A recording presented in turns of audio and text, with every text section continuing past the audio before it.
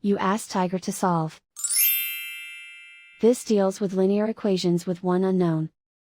The final result is x equals -18. Let's solve it step by step. Simplify the expression. Combine like terms. Simplify the arithmetic.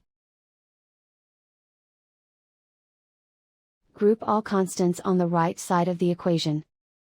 Subtract 21 from both sides. Simplify the arithmetic.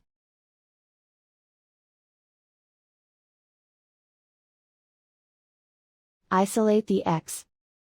Divide both sides by 0.3. Simplify the arithmetic.